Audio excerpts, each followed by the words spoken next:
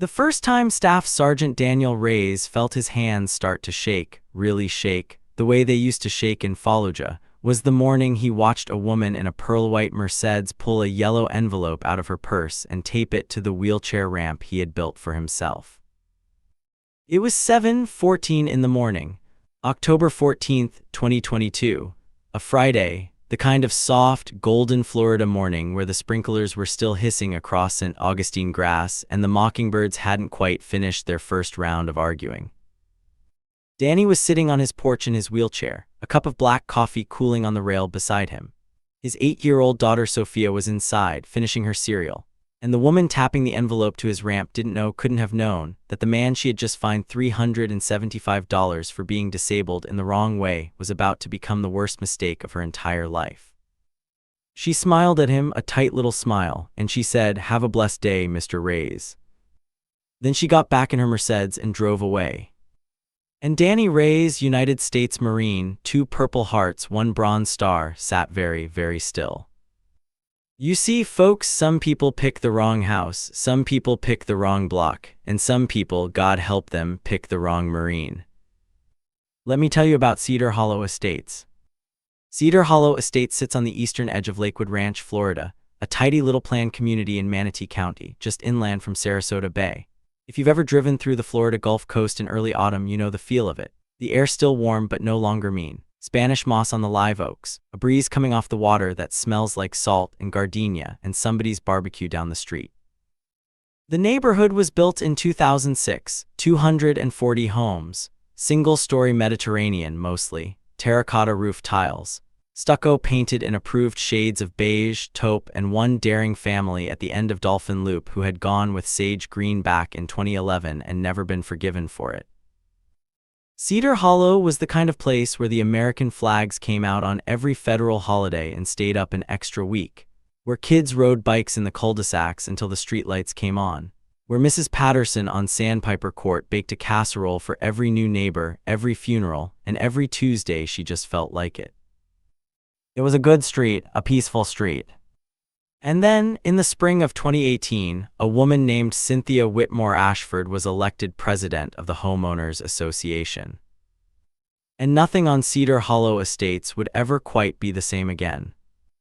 But before we get to her, before we get to the fines and the lawsuits and the federal agents in dark windbreakers walking up her driveway with a search warrant, let me tell you about the man who moved into 1247 Heron Way in the summer of 2022. Let me tell you about Danny Reyes. Daniel Reyes was born in Bakersfield, California in 1981, the youngest of 4. His father picked oranges, his mother cleaned hotel rooms, and on his 18th birthday, 3 weeks after the towers fell on a clear Tuesday morning in September, Danny walked into a Marine Corps recruiter's office and signed his name on a line.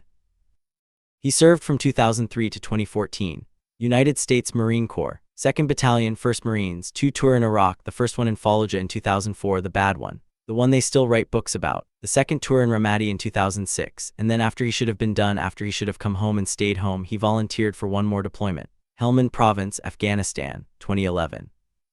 He never made it back to base on his own 2 legs. The IED hit his Humvee on a dusty road outside Sangin on a Tuesday in August. 2 of his Marines died at the scene. Danny Reyes, Staff Sergeant Daniel Reyes, woke up 9 days later at Walter Reed with a Bronze Star with Valor pinned to his hospital gown and no feeling below his waist. He was 30 years old.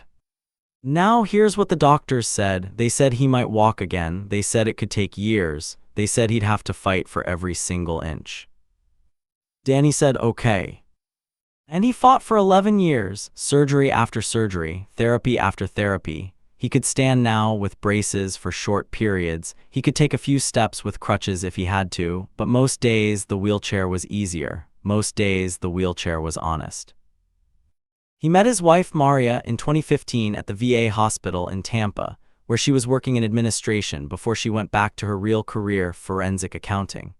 She was a tiny, fierce, brilliant Cuban-American woman who told him on their second date that she had read his service record before she agreed to coffee, and she was very, very glad she had. They married in 2016. Sofia was born in 2017. Maria was diagnosed with pancreatic cancer in the spring of 2021. She was gone by Christmas. Danny sold their house in Tampa in early 2022 because he couldn't sleep there anymore. The hallways were too long. The bedroom was too quiet. Sofia had started waking up at 3 a.m. asking when mommy was coming home, and Danny had decided with the same calm, deliberate certainty he had once used to plan a patrol that they needed somewhere new. Somewhere flat, somewhere with good schools and quiet streets and neighbors who waved. That's how, in June of 2022, Danny and Sofia Reyes moved into a small terracotta-roofed 3-bedroom on Heron Way in Cedar Hollow Estates. Danny built the ramp himself, pressure-treated lumber, non-slip surface. ADA-compliant in every measurable way. He had an engineer friend from the Wounded Warrior Project draw up the plans, and he had paid for the permit at the Manatee County office. The ramp ran along the side of the porch, painted to match the house, half hidden by a row of dwarf hibiscus.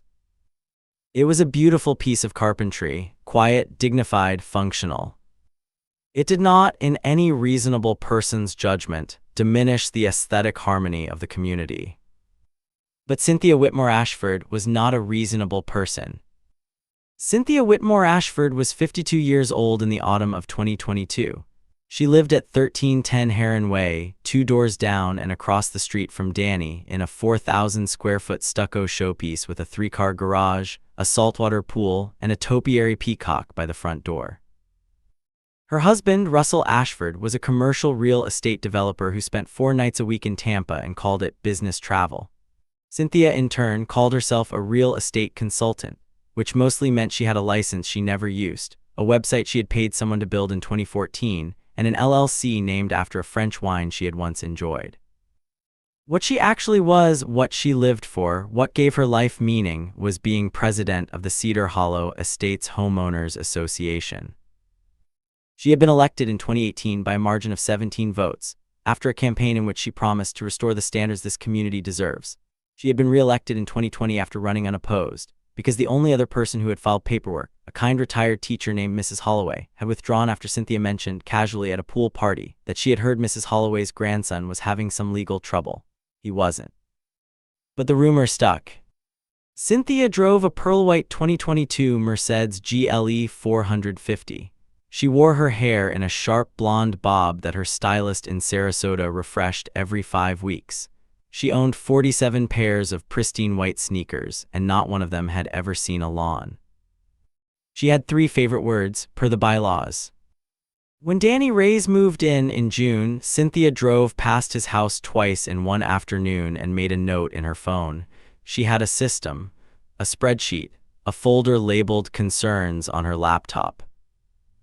The day Danny's contractor poured the small concrete pad that would anchor the ramp, Cynthia stopped her Mercedes in the middle of the street, rolled down her window, and called out, "Excuse me, do you have a permit for that?" Danny, sitting on his porch with a glass of sweet tea, looked up and said, "Yes, ma'am, Manatee County, filed in May." She smiled, that tight little smile, and she said something Danny would remember for the rest of his life. She said, "Well, we'll see what the Architectural Review Committee has to say about it." Then she rolled up her window and drove away. Sofia, who was 7 years old at the time and sitting beside her father with a juice box, looked up at him and said, "Daddy, why is that lady mean?" And Danny, who had spent 11 years in the United States Marine Corps and knew a hostile reconnaissance when he saw one, said softly, "I don't know yet, sweetheart, but we're gonna find out." The first official notice from the Cedar Hollow Estates Homeowners Association arrived on July 11, 2022.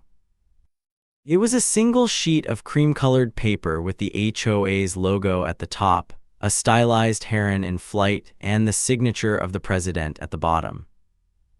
It informed Daniel Reyes, homeowner of record at 1247 Heron Way, that his recently constructed wooden ingress structure had not been pre-approved by the Architectural Review Committee, in violation of Section 4.7b of the Cedar Hollow Estates Covenants, Conditions, and Restrictions, and that he had 30 days to either submit retroactive approval paperwork, with a $250 review fee, or remove the structure. Danny read it twice, then he picked up the phone and called the HOA office. He was polite, he was a Marine, he was always polite first. He explained that the ramp was an ADA-compliant medical accommodation for a service-connected disability. He explained that under the Federal Fair Housing Act, reasonable accommodations could not be denied to a disabled homeowner. He offered to send copies of his VA paperwork, his county permit, and the engineering plans. The woman on the phone, a soft-spoken assistant named Brenda, said she would pass the information to the president. 3 days later, Danny got a second letter.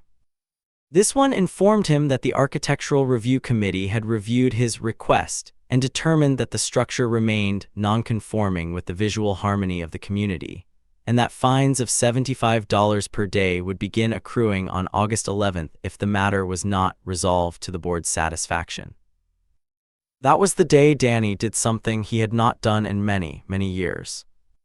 He went over to talk to her in person.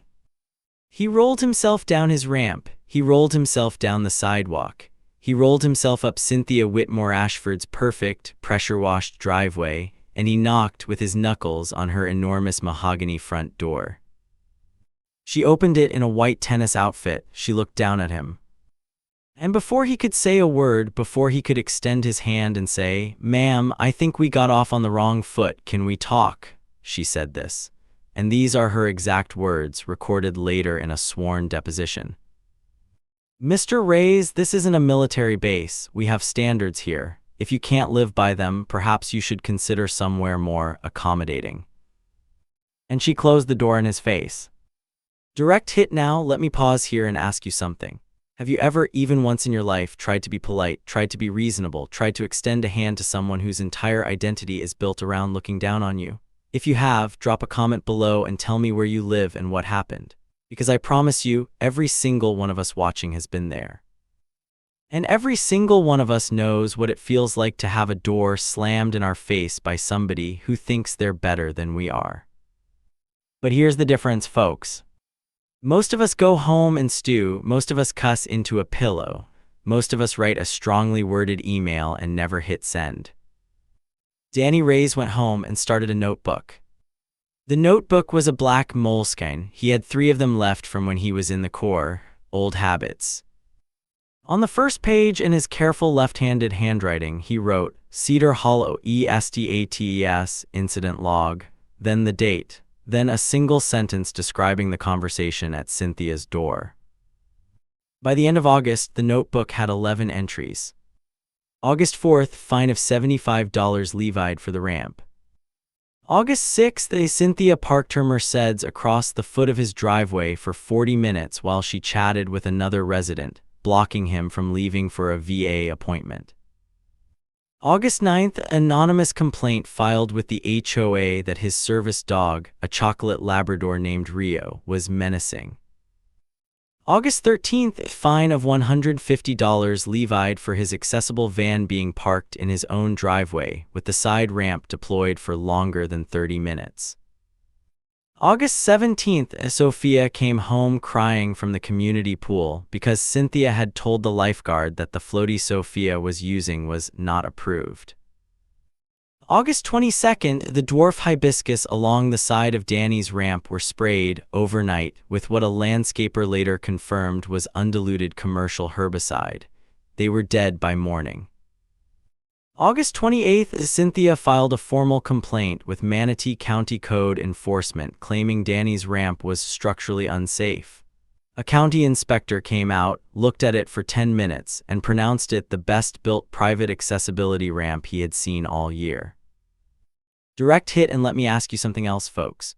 What do you think people like Cynthia Whitmore Ashford pick on the smallest, the quietest, the most vulnerable people they can find? It's not because they're brave, it's because they're cowards. They scan the neighborhood for somebody they think won't fight back. A widow, an old man, a single mom, a disabled veteran in a wheelchair with a little girl. They calculate, they pick the safest target.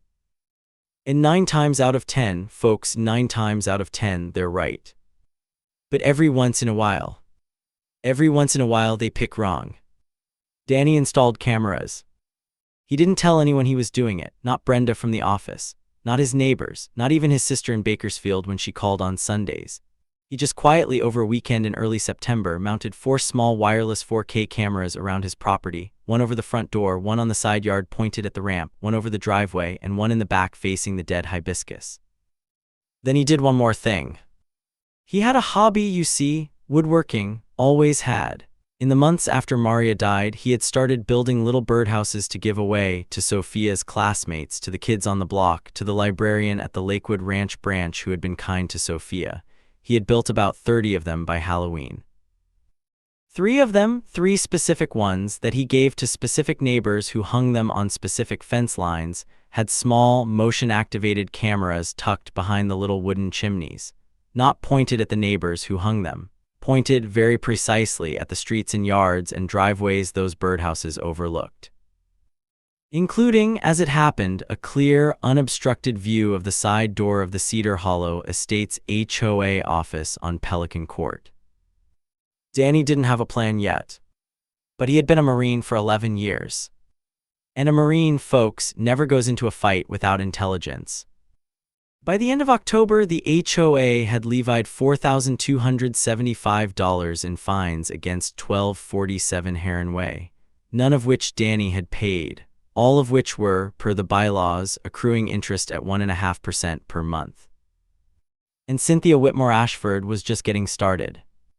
It was the second Saturday in November when Cynthia Whitmore Ashford did the thing she should never have done. It was 11:30 in the morning. A gray, cool, Florida November Saturday, the kind where the sky stays the color of dryer lint all day, and a wind comes in off the Gulf that makes the palm fronds rattle like dry bones. Danny was at the VA in Bay Pines for a follow-up appointment. Sofia was at a friend's birthday party 3 streets over. The house was empty. In the front yard of 1247 Heron Way, just to the left of the walkway, was a small garden. 6 rose bushes, white and pink and 1 yellow one in the middle. Sofia had planted them herself the previous spring with her mother 3 weeks before Maria's diagnosis. There was a small wooden marker Danny had carved, sunk into the dirt at the back of the bed. It said in letters Sofia had helped him paint. Mama's garden, planted May 2021, loved always. At 11:47 a.m., the camera on Danny's front porch recorded Cynthia Whitmore Ashford walking up his front walkway with a pair of long-handled garden loppers. She stopped at the rose bed. She looked at it for 9 seconds, then she began cutting.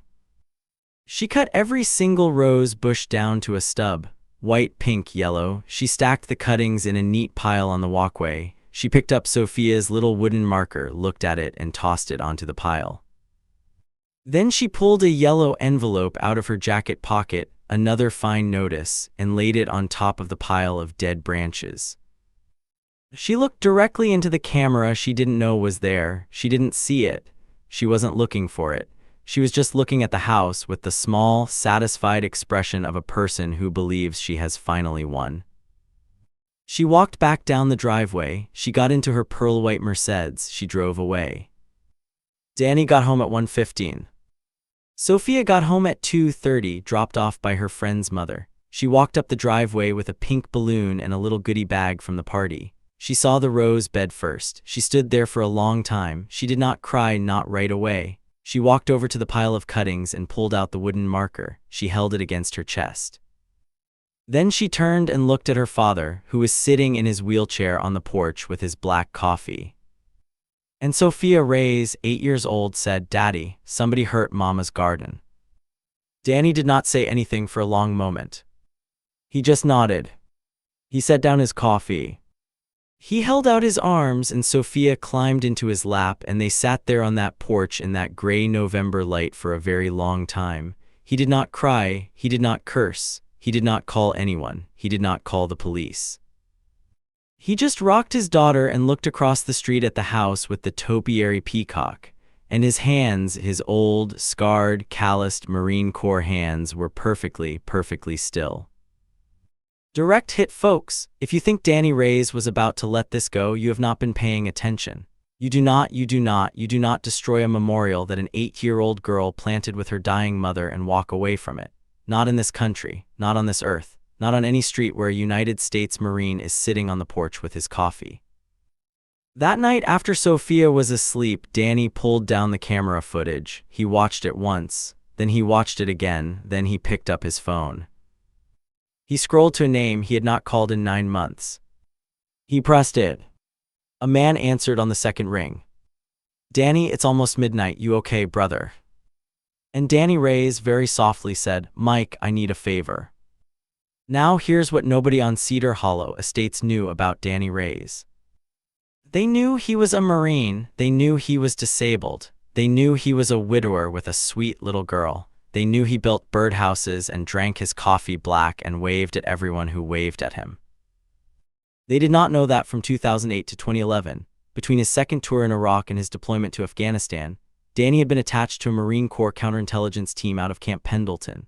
They did not know he had spent 3 years learning how to build a target package, how to gather, organize, and present evidence of an adversary's activity in a way that turned soft suspicion into hard, prosecutable fact.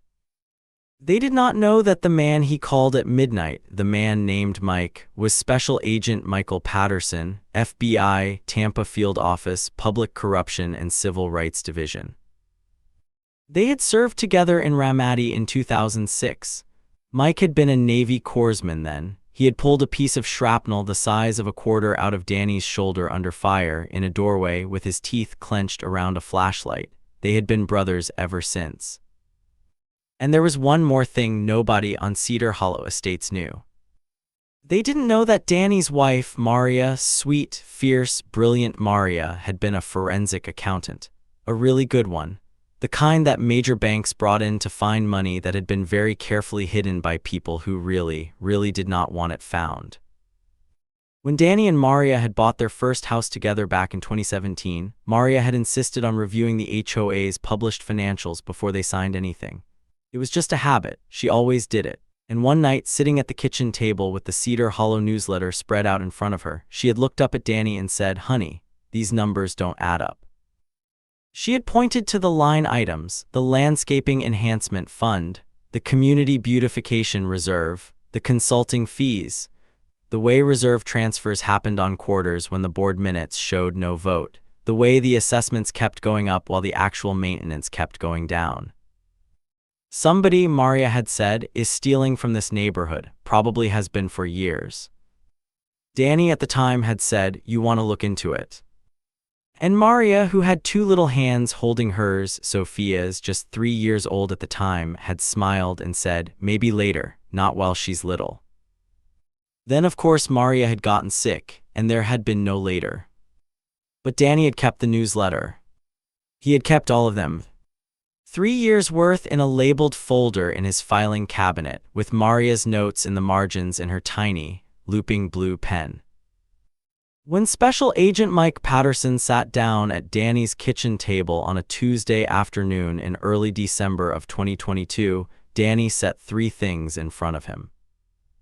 A USB drive containing 6 months of camera footage, including the November 12th video of Cynthia Whitmore Ashford destroying the Memorial Garden. The black moleskine notebook now filled cover to cover with 38 dated, time-stamped, witness-noted incidents. And the folder, 3 years of HOA newsletters, Maria's notes in the margins. Mike opened the folder, he flipped through 3 pages, his eyebrows went up, he flipped through 3 more. He looked at Danny across the table. He said, "Brother, how long have you been sitting on this?" Danny took a long sip of his coffee. He said, "Until I had a reason to stand up." Mike Patterson made a phone call from Danny's kitchen that afternoon, to the FBI's Public Corruption Unit, to the U.S. Attorney's Office for the Middle District of Florida, to a forensic accountant at the bureau he trusted personally.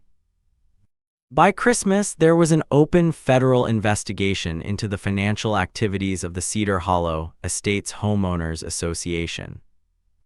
And in February of 2023, a federal grand jury in Tampa returned a sealed indictment. Cynthia Whitmore Ashford had no idea any of this was happening. She was, at that very moment, drafting a new fine notice to mail to 1247 Heron Way. It was the morning of March 9, 2023. A clean, bright, breezy Thursday, 72 degrees by 8 a.m., the kind of perfect Florida spring morning where the air smells like orange blossoms and somebody on the next block is mowing. Danny Reyes was on his porch with his coffee. Sofia had just left for school. Her bus picked up at 7:42, and Rio, the chocolate lab, was lying at the foot of Danny's wheelchair with his chin on Danny's left boot. At 8:14 a.m., 3 black Chevy Suburbans turned onto Heron Way from the main entrance of Cedar Hollow Estates.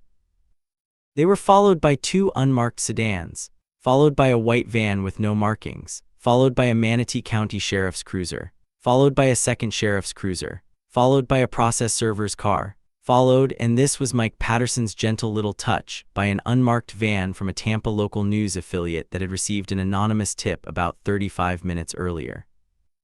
The convoy stopped in front of 1310 Heron Way. Cynthia Whitmore Ashford was in her front yard in a white silk bathrobe and pink slippers, holding a coffee cup with the words "Boss Lady" on the side, watering her topiary peacock with a small brass watering can. She turned around when she heard the doors slam. 12 federal agents got out of the vehicles. 3 of them were wearing dark blue windbreakers with 3 large yellow letters on the back. FBI. 2 more had jackets that said IRSCI, Internal Revenue Service Criminal Investigation. The rest were Manatee County deputies and U.S. Marshals. Mike Patterson was the first one up the driveway. He was holding a folder. He stopped 6 feet from Cynthia. He said, "And this is in the public record now, folks, you can look it up," he said. "Cynthia Whitmore Ashford, I have a federal warrant for the search of these premises and a sealed indictment for your arrest. The charges include wire fraud, mail fraud, embezzlement of HOA funds in excess of $400,000, tax evasion, and violation of the Fair Housing Act under Title 42 of the United States Code. You have the right to remain silent." The watering can hit the driveway and bounced once. Coffee splashed across the silk robe. Cynthia Whitmore Ashford said, "There's been a mistake." Mike Patterson, who had pulled shrapnel out of a Marine's shoulder under fire in 2006 and who had no patience left for the Cynthia Whitmore Ashfords of this world, said calmly, "No, ma'am, there has not. They put her in handcuffs in her white bathrobe in her own front yard." The local news camera, set up on the sidewalk by then, got every second of it. Across the street and 2 doors down on the porch of 1247 Heron Way, Daniel Reyes, United States Marine Corps, retired, took a slow sip of his coffee. He did not smile. He did not stand. He did not even watch, really. He looked mostly at Rio. He scratched the dog behind the ears. But he saw it, of course he saw it. By that afternoon, federal agents had carried out 46 boxes of documents and 7 computers from the Whitmore Ashford residence and the small HOA office on Pelican Court. By that evening, the U.S. Attorney for the Middle District of Florida had announced the charges at a press conference in Tampa. The forensic accountants would later confirm what Maria Reyes had figured out in 20 minutes at her kitchen table back in 2017. Over the course of nearly 5 years as president of Cedar Hollow Estates HOA, Cynthia Whitmore Ashford had embezzled $417,283 from her neighbors, funneled through a shell LLC named, and you cannot make this up, folks, Heron Holdings Consulting LLC. The same LLC, as it turned out, that had been billing the HOA $1,800 a month for landscape advisory services since 2019. 3 months later, on June 14, 2023, Flag Day, as it happened, a federal civil rights complaint was also formally filed by the U.S. Department of Justice against Cynthia Whitmore Ashford and the Cedar Hollow Estates HOA, citing systematic violations of the Fair Housing Act against a disabled veteran. Danny Reyes' civil suit, filed by his attorneys 2 weeks after that, sought $847,000 in compensatory and punitive damages. It settled 8 months later for an undisclosed amount. Sofia got new rose bushes, 6 of them, white, pink, and 1 yellow in the middle. Danny carved a new wooden marker. It said the same thing. Cedar Hollow Estates went very, very quiet that spring. For about 4 days, nobody on the block did anything but stand in their front yards and talk in low voices. Mrs. Patterson on Sandpiper Court baked 3 casseroles, all of them for Danny. The retired teacher, Mrs. Holloway, walked over to 1247 Heron Way on the Saturday after the arrest, knocked on the door, and when Danny answered, she just said, "Thank you," and walked back home.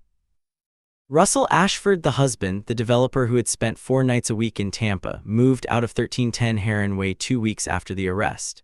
The divorce papers were filed in April. The house went on the market in May. It sold in July, well below asking, to a young couple from Atlanta with 2 kids and a friendly Bernese mountain dog. The topiary peacock did not survive the new owner's first weekend. Cynthia Whitmore Ashford pleaded guilty in October of 2023 to wire fraud and tax evasion. The Fair Housing Act civil rights case settled separately. She was sentenced in January of 2024 to 51 months in federal prison, with 3 years of supervised release, restitution of $417,283 plus interest, and a permanent ban on serving on any homeowner association board in any state ever again. She is currently serving her sentence at FCI Tallahassee. The Cedar Hollow Estates HOA elected a new board in the spring of 2023. Mrs. Holloway became president unopposed. The first thing she did was pass a unanimous resolution waiving every fine ever levied against 1247 Heron Way. The second thing she did was pass another resolution declaring that all medically necessary accessibility modifications were automatically pre-approved. No fees, no review, no questions asked. Danny Reyes attended the vote. He sat in the back in his wheelchair with his coffee. And when the resolution passed, he nodded once, the way Marines nod, and rolled himself quietly out the door.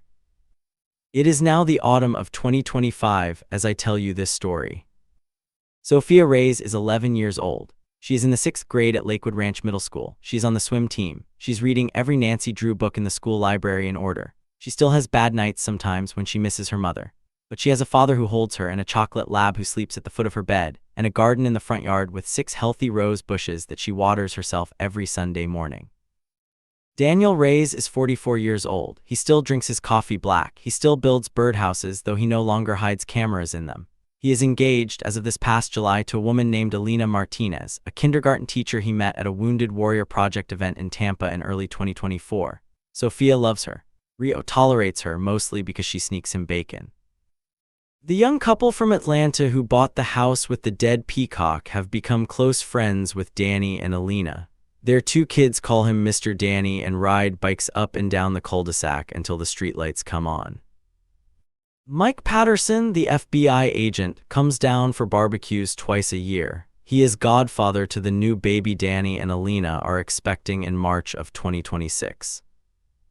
Cedar Hollow Estates is, once again, the kind of place where the American flags come out on every federal holiday and stay up an extra week, where Mrs. Patterson bakes casseroles, where neighbors wave. And on the front porch of 1247 Heron Way, on most quiet mornings, you will find a man in a wheelchair with a black coffee and a chocolate lab at his feet, watching the sun come up over the live oaks.